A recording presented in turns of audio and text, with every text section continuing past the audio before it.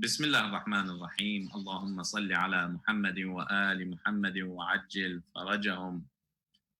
Assalamu alaikum wa rahmatullahi wa barakatuh, dear brothers and sisters watching us live on Ahlul Bayt TV to yet another program, and I welcome you to this program of Steps to Perfection, where we try to improve our Quran recitation and our Quranic understanding.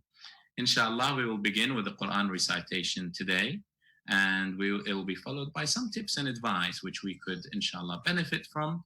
Then we will listen to our dear brothers who are the participants to their recitation, and we'll try to give them some feedback, and inshallah we and them would benefit from that feedback, inshallah. We will recite from Ayah Surah Al-A'raf, Ayah 88. Surah Al-A'raf, Ayah 88. It is the beginning of the 9th juz'u. أعوذ بالله من الشيطان الرجيم. بسم الله الرحمن الرحيم. قال الملأ الذين استكبروا من قومه لنخرجنك يا شعيب والذين آمنوا معك من قريتنا أو لتعودن في ملتنا. قال أولو كنا كارهين قد افترينا على الله كذبا إن عدنا في ملتكم بعد إذ نجانا الله منها وما يكون لنا أن نعود فيها إلا أن يشاء الله ربنا وسع ربنا كل شيء علما على الله توكلنا ربنا افتح بيننا وبين قومنا بالحق وأنت خير الفاتحين. وقال الملأ الذين كفروا من قومه لئن اتبعتم شعيبا إنكم إذا لخاسرون. وقال الملأ الذين كفروا من قومه لئن اتبعتم شعيبا إنكم إذا لخاسرون. فأخذتهم الرجفة فأصبحوا في دارهم جاثمين. الذين كذبوا شعيبا كأن لم يغنوا فيها. الذين كذبوا شعيبا كانوا هم الخاسرين. فتول عنهم وقال يا قوم لقد أبلغتكم رسالات ربي ونصحت لكم فكيف آسى على قوم كافرين. وما أرسلنا في قرية من نبي إلا أخذنا أهلها بالبأساء والضراء لعلهم يضرعون. ثم بدلنا مكان السيئة الحسنة حتى عفوا وقالوا قد مس آباءنا الضراء والسراء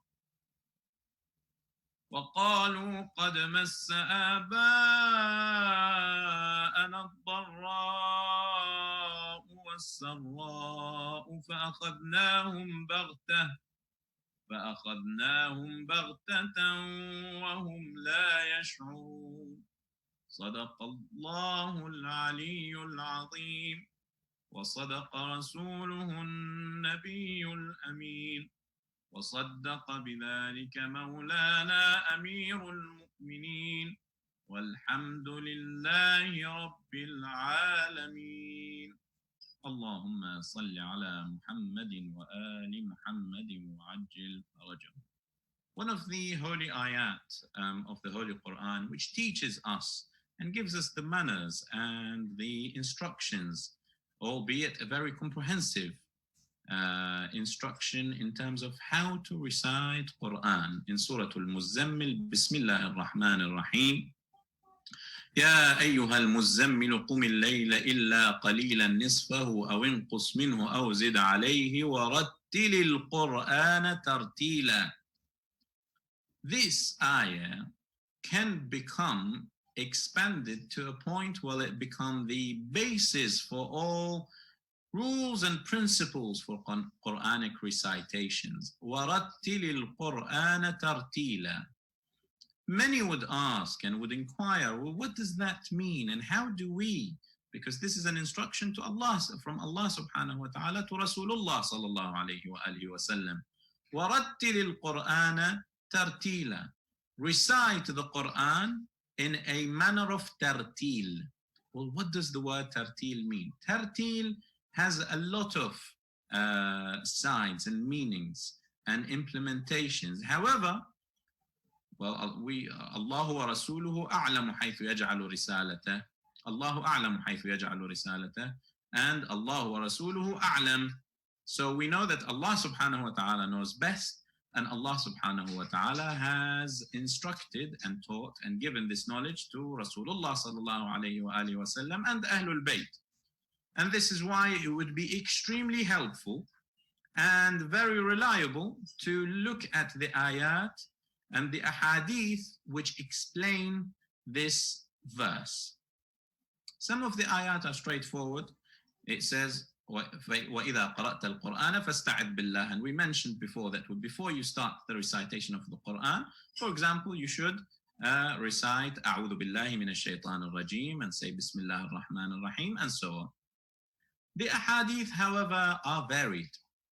And we have ahadith from Rasulullah sallallahu alayhi wa alihi wa sallam which says, زَيِّنُوا الْقُرْآنَ بِأَصْوَاتِكُمْ. Add to the beauty of the Quran with the beauty of your voice. So there is an element in voice. We have a hadith attributed to Amir al-Mu'mineen alayhi salam. When he was asked, what does tartil mean? He answered, this is of course a narration. It appears to be attributed to Amir al-Mu'mineen alayhi salam, and we can fairly rely on it because it's very comprehensive again, but very concise. It says, الترتيل أداء الحروف وحفظ الوقوف, is that you perform and pronounce the letters and you maintain the appropriate stop and the appropriate continuation of the ayat. So you would not stop where you shouldn't be stopping, and you would not continue where you should not be continue. And we mentioned in a previous episode the best example and the most striking example, يا أيها الذين آمنوا لا تقربوا الصلاة وأنتم سكارى حتى تعلموا ما تقولون. The ayah says, O believers, do not go near prayers while you are drunk until you know what you are saying. Of course, this is an ayah that some say it was abrogated and some say it was specific to the time when some of the early Muslims would still continue to unfortunately drink, and yet when the time of Salah comes, they are not entirely sure what to do because they are in that state of intoxication. And the ayah came and said, well, if you are going to pray towards Allah subhanahu wa ta'ala, at least for that time you need to be sober and you need to be aware of what you are doing. But the point here that I'm trying to mention is, يا أيها الذين آمنوا لا تقربوا الصلاة. If I were to stop here, the instruction would be that, oh believers, do not go near prayers. And that would be completely the wrong meaning.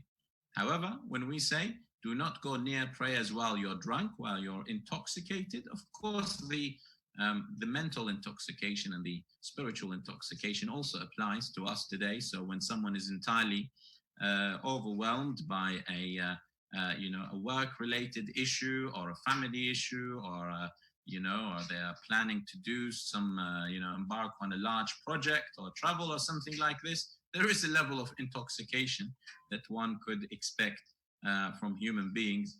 And this is why when we go to Salah, or even when we come to recite Quran, we need to be really aware of what we are doing. And that's partly why we need to have an intention. So going back to the original point, which is if you are going to recite Quran, you need to be very mindful of where to stop and where not to stop, because you could potentially entirely contradict the meaning that the Quran and Allah subhanahu wa ta'ala in his words intended for that statement. And this applies to every language, but even more so in Arabic. So in every language, there are many examples where if you take out a word or add a word, you can completely overturn the meaning to something that is completely opposite to what was intended. There are other ahadith which we will inshallah try to address in the upcoming episodes, but the key thing here is if we are going to recite, one is that we make some effort to pronounce the letters. And I understand for those who do not come from Arabic background, the letters, more of the letters are a challenge, but even for those who are Arabic speakers, some of the letters are still a challenge. And secondly, we rely on alamatul waqf, or the signs of waqf, to improve our stops and restarts of the ayat when we are reciting and we are reading the Holy Quran, even if that recitation is specifically to ourselves, even if I'm just reading for myself. Inshallah, Allah subhanahu wa ta'ala would grant us even more of the knowledge of the Quran and the knowledge of Ahlul Bayt, and keep us on this path until the last moments of our time. Now we would listen to, inshallah, our dear brothers, the participants who will be reciting, and we will give them feedback, and maybe the feedback would apply to you as well. So do listen. Brothers, who would like to go first? Assalamu alaikum, Sayyid. Alaykum assalam wa rahmatullah. أعوذ بالله من الشيطان الرجيم. بسم الله الرحمن الرحيم. ولو أن أهل القرى آمنوا واتقوا لفتحنا عليهم بركات من السماء والأرض ولكن كذبوا فأخذناهم بما كانوا يكسبون. أفآمن أهل القرى أن يأتيهم بأسنا بية وهم نائمون. Okay. أفأمن أحسن. بياتا وهم نائمون. أحسن. أفأمن أهل القرى أن يأتيهم بأسنا بية وهم نائمون. بياتا وهم نائمون. بياتا وهم نائمون. وأمن أهل القرى أن يأتيهم بأسنا ضحى وهم يلعبون. أفأمنوا مكر الله فلا يأمن مكر الله إلا القوم الخاسرون. أولم يهدي للذين يرثون الأرض من بعد أهلها أن لو نشاء أصبناهم بذنوبهم ونتبع على قلوبهم فهم لا يسمعون. صدق الله العلي العظيم. صدق الله العلي العظيم. اللهم صل على محمد وآل محمد. There is, in the way that some of the prints of the Quran are written, some of the alif representation is using this little alif as opposed to the full alif.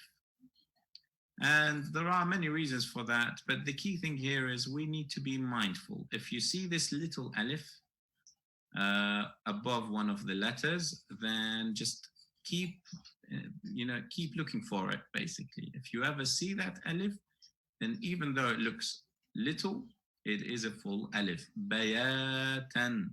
And there are many examples in the Holy Quran where you would find this sort of formation and representation. So be very mindful of it. The other thing is the pronunciation of some of the letters. For example, ta. Ta must not be converted into ta. It is more effort. Ta. Okay. It is more effort, but we need to do whatever we can. وَنَطْبَعُ. Okay, must be careful not to turn it into ta. Natba'u. Natba'u means we follow. Natba'u means we imprint, we impose. Okay, so natba'u and not natba'u, or in between. Ahsantum, good recitation. More preparation would help, more fluency.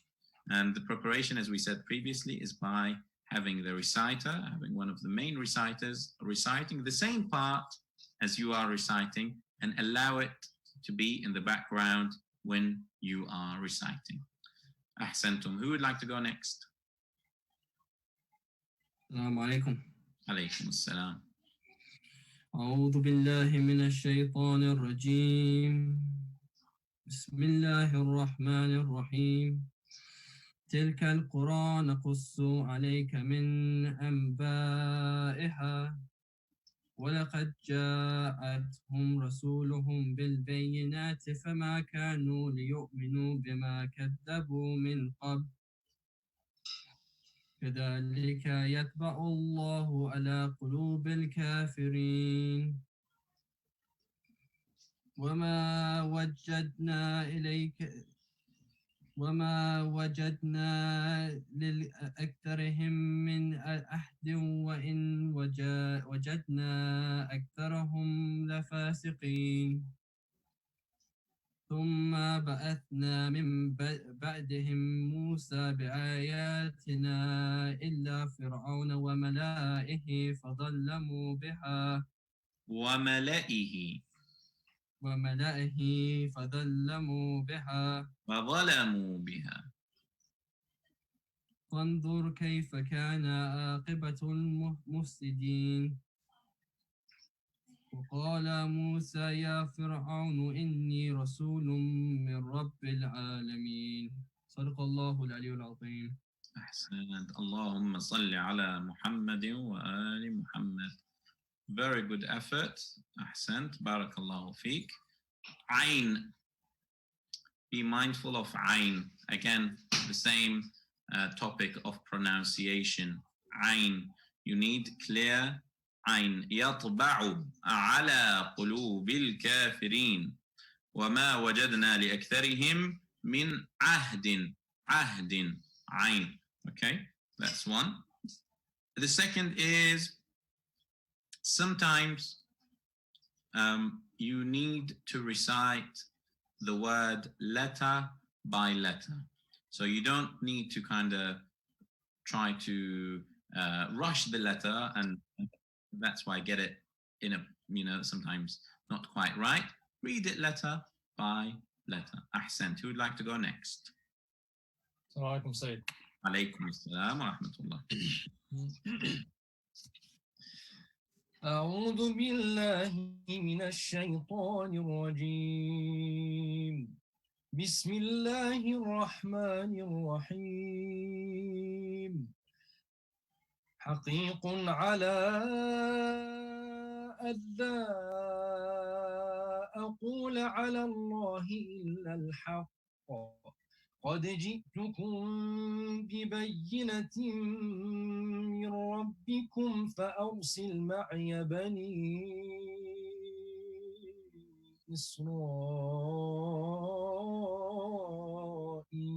إسرائيل قال إن كنت جئت بآية فأت بها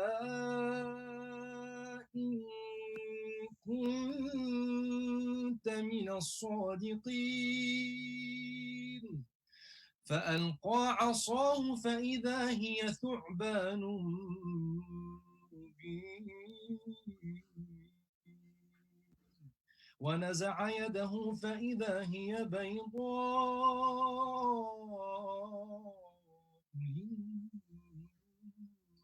للناظرين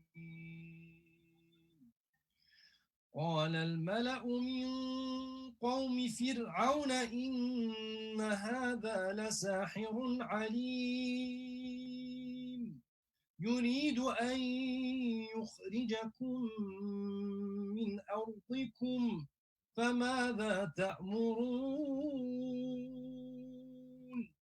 قالوا أرجه وأخاه وأرسل في المدائن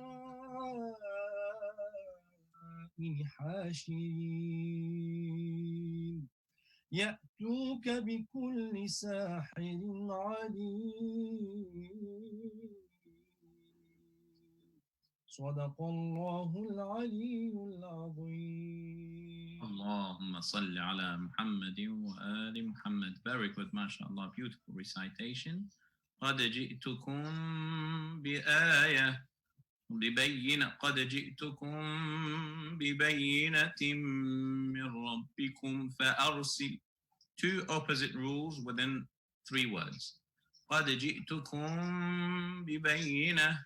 When meme sakin is followed by ba, we perform what is called al-ikhfa al-shafawi. And that's why, and we also emphasize on it. So we say قد جئتكم ببينة. On the opposite side, when meme sakin is followed by fa, we recite it clearly. قد جئتكم ببينة من ربكم فأرسل. من ربكم فأرسل. من ربكم فأرسل. So the meme is pronounced fully. Also, plan your, as they say, landing. Because you're reciting in a beautiful way, there is an ascent and a descent in every recitation. You need to plan it. And the planning would add more beauty to your beautiful recitation. Ahsantum. Please go ahead. السلام عليكم سيدنا. عليكم السلام ورحمة الله. أعوذ بالله من الشيطان الرجيم. وجاء السحرة فرعون قالوا إن لنا لأجرا إن كنا نحن الغالبين. قال نعم وإنكم لمن المقربين. قالوا يا موسى إما أن تلقي وإما أن نكون نحن الملقين. قال ألقوا. فلما ألقوا سحروا أعين الناس واسترهبوهم وجاءوا بسحر عظيم. وأوحينا إلى موسى أن ألق عصاك فإذا هي تلقف ما يأفكون. فوقع الحق وبطل ما كانوا يعملون. فغلبوا هنالك وانقلبوا صاغرين. وألقي السحرة ساجدين. صدق الله العلي العظيم. صدق الله العلي العظيم. Ahsant. Beautiful recitation, good and fluent recitation, and good pronunciation of the letters. Be mindful that we do not elongate words and letters that does not require med or elongation. For example, قال نعم وإن قال نعم وإن. We shouldn't be doing that. There is no med in قال. قال نعم وإنكم لمن المقربين. قال is wrong.